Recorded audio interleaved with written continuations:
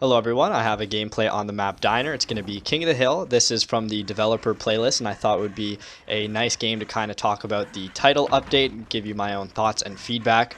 I will say, funny thing about the developer playlist, I always assumed that the people who'd be on it would be really good because they were the ones willing to cough up the extra money for the season's pass. But I swear, the people who play this playlist, more often than not, do not really know what they're doing.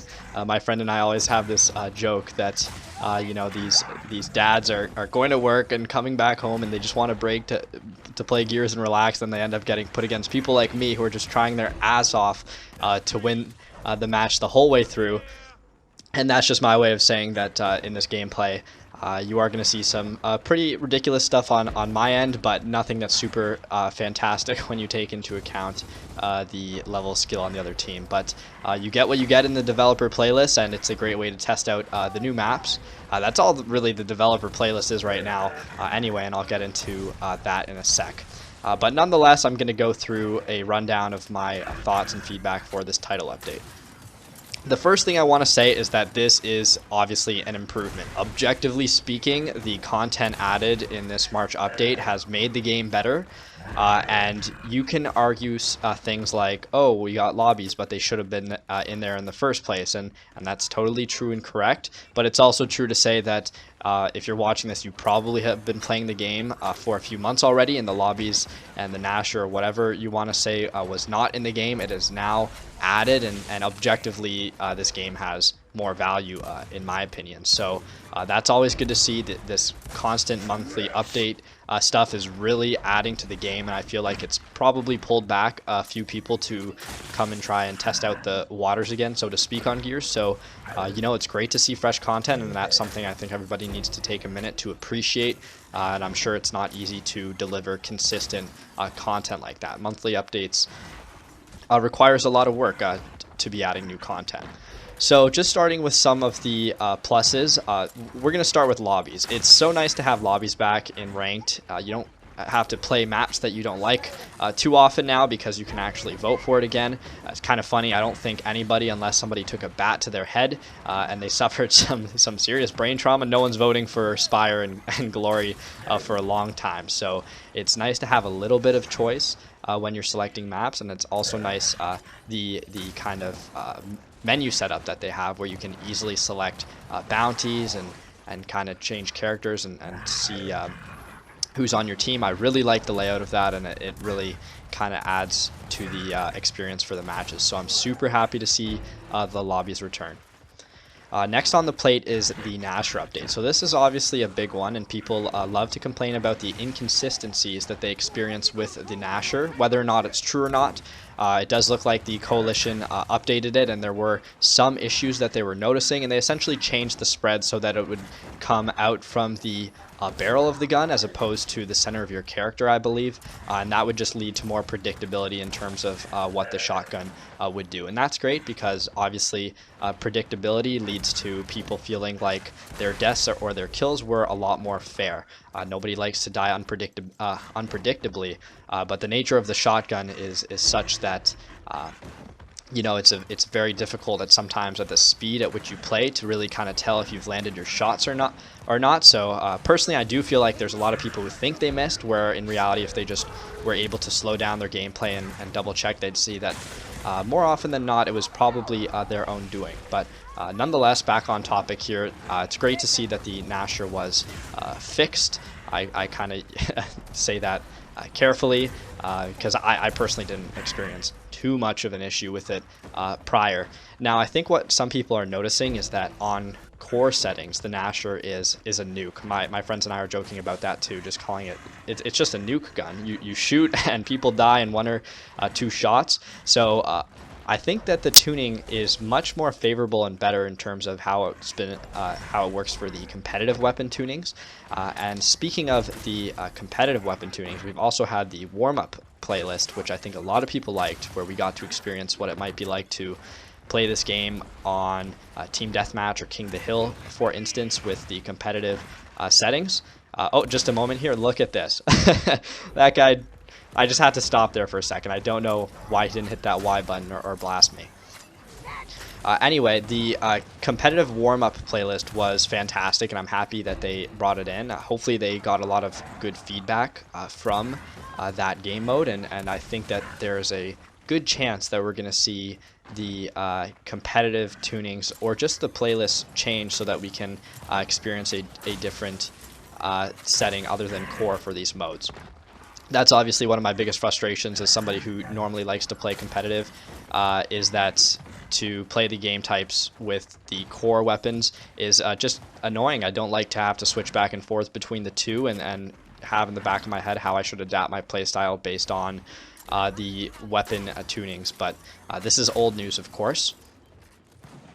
So I've talked about the pre-game lobbies and the Nasher, but I also want to provide some criticism, and that's going to be in regards to the map. So let me just say this first. Old Town looks beautiful. I really like that we have a snow map, and Diner looks amazing and it plays great, and I think it's the best new map that they've implemented into the game. It's an interesting concept. It's all flat and it has some great areas for shotgun gameplay, and I can't wait to try it out on execution or escalation. I think it's gonna be a fantastic map.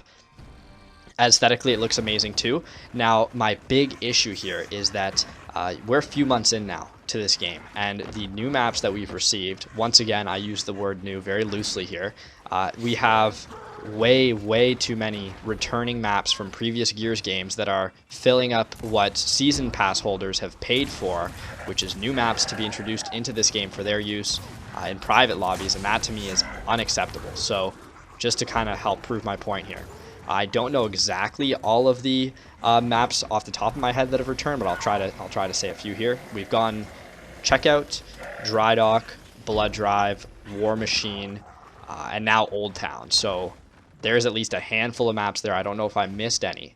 The only new maps that we've gone are Spire, Glory, and Diner. And I think a lot of us would agree that Spire and Glory, which in my opinion fulfill the same type of role, which is wide open maps, are not that great of maps. They don't play very well. They're very open, and I don't think that caters to the type of gameplay that most Gears heads like to have. Now, that's not to say that a variety of maps is a bad thing, but like I said, Spire and Glory arguably fulfill the same role, which is, you know, open land kind of fights.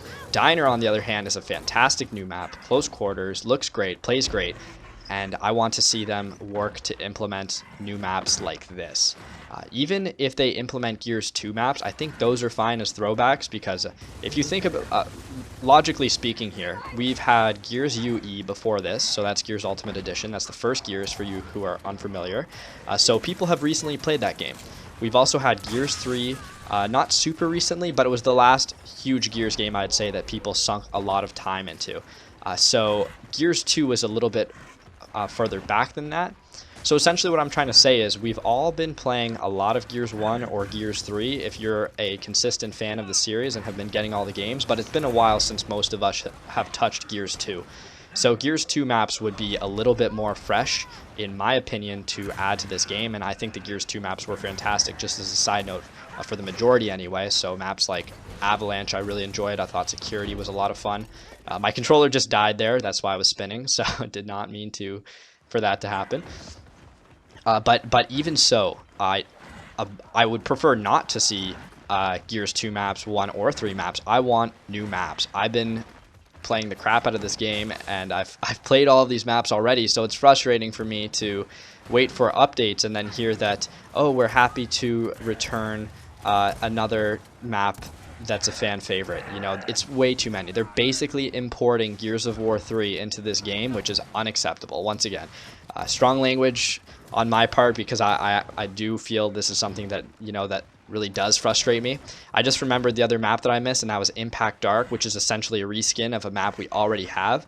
So it's just, once again, it's unacceptable that we're not seeing new maps like Diner at a faster rate than we are. We've had at least, what, 8 maps added to the game, only 3 of which are brand spanking new, and only 1 of which I would argue is actually really good. So this is something I want to see the Coalition work on in the future. Clearly they're capable of designing and making good maps. This map, in my opinion, is a great one.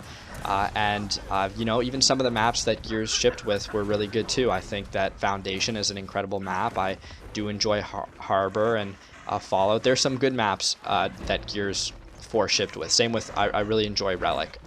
And with that said, it's nice to see some of the maps like Relic and Gridlock being added back to the map cycle. So that's definitely a positive. I used to think that, you know, rotating maps in and out was a good idea, but more than not, I think that it's just time that we just I don't see the downside of letting everybody just play every single map that's out, especially when you're able to vote now in the lobbies of which maps you want to be playing. As a little side note, I don't know if the Coalition is capable of tracking the statistics of what maps are being voted for from the lobbies, but I suspect that they do, and I must say that that's information that I feel would be very empowering for figuring out which maps people like the most just based on what they're voting for. And if they're not going to keep every single map in the cycle, that is an excellent way of determining which maps you can kind of cut out, sorry. We've also seen some skins, some flashback skins too, and we're going to get a Locust skin soon, and a Cantus skin was announced in for April, so that's all really good news as well. It's great to see some of the flashbacks, and I think that'll be stuff that pulls players back. Not a huge Ty fan myself, but he's not a terrible choice to add. I do want to see something like a Delta pack skin or something that comes with, you know, the classic Dom, Marcus, Cole, Baird skins. I think if and when they do that, that's something that'll pull a lot of people back and be exciting. And just seeing some of the boss characters from the Locust side being pulled in, like Scourge, Mira, Ram, that would be another pack that I think would have people going crazy. But nonetheless, I think the Coalition is doing an excellent job of adding in new content like that for people to go after. A lot of the cool skins and stuff they've added are adding some play value for people. Never been a fan of that stuff personally myself, so it doesn't totally capture my attention, but it's definitely something that I recognize as being an excellent addition to this update. So those are most of my thoughts for the title update. There's a bunch of little things that I know they added or kind of talked about that I didn't mention. I just talked about some of the major ones. Now that I've said that, I want to just kind of talk about some of the things I want to see in the next update. I'm not trying to come off as too greedy here, but with monthly updates, you know, a man can wish, and here's what I hope to see for the next ones. I think that we need to have a proper matchmaking system ASAP. Obviously, you figured out by now that it's not exactly a true skill matchmaking system online, which makes for some pretty lopsided games, and lopsided games are never fun for the people bashing or for the people getting bashed. So I don't know if it's possible, but implementing a sort of ranking system that actually puts you against players of your skill level would be a fantastic way to separate some of the hardcore people from the ones that are a little more casual, so that you don't have matches like you're watching now where there's a guy who plays Gears too much going up against a bunch of dads who just wanted to relax before they get some sleep. So yeah, I know games like Overwatch have ranking systems and whatnot, and I'm not quite sure what can be done from the Coalition's end, but that would be something that I would be very happy to see introduced. I'd also like to see leaderboards for the competitive or even core playlists being added. Right now we only have boards for social, which makes no sense because social is arguably the playlist you boot up when you don't really care and you're just going for some more relaxed gameplay. And core and competitive especially is where you'd want your stats to be tracked and compared to people because, you know, you're competing with the intention of probably trying to do the absolute best you can. And I don't think it'd be terribly hard to implement leaderboards. I could be wrong once again, I'm not a developer, but if you can implement pre-game lobbies like you did, I think it's quite conceivable that you can do the same for leaderboards. So if that is possible, I would love to see that in the next update. I'd also like to see the developer playlist used correctly, so I'm going to take a position here. I mentioned in a video a couple months ago actually that I thought the developer playlist was basically an early access playlist, and that really is all it is. The gameplay you're watching now is only captured from the ability that I had to play early by virtue of buying the Season's Pass.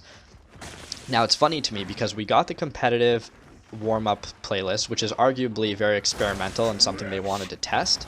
That's something I would have thought that would have been for the Season's Pass holders to test. And don't get me wrong, I'm happy the whole community got to play it, but it doesn't make sense to me that, you know, the the season's pass holders didn't get first dibs on that or whatnot. I thought we were paying for the ability to test out new game types and settings and stuff. So the coalition needs to make up their mind here. Either like the developer playlist is going to let us test new things, or you're just going to let everybody access all the playlists that you're going to kind of release and test. And I find that I'm really struggling to try to articulate the point I'm trying to make. I don't want the coalition to deprive the larger community of being able to test out new things, but at the same time, I thought the developer playlist, what we were paying for, was so that we could try new things. So it just seems counterintuitive to me that you're going to allow the whole community to test something out when the developer playlist season's pass holders were expecting that they were going to be the ones to get first dibs on that. So it's hard to reconcile because, like I said, I don't want to deprive the larger community of it, but it does devalue the developer playlist in my opinion, and that's something I haven't really heard people talking about too much. The last thing I'll quickly mention is that I would love to see the implementation of some new game types. This point doesn't take too long to make. Just seeing things return, even like Wingman or Free For All, would be really great. I'm a huge fan of doubles playlists, so Brothers to the End would be great, or even just a bomb type. Something to add some fresh gameplay to this game. But overall, we've made some great progress, and I think the March update was very good, and I look forward to kind of seeing where things go from here. So I hope you enjoyed the gameplay, and thanks for listening, and feel free to share your opinion in the comments below.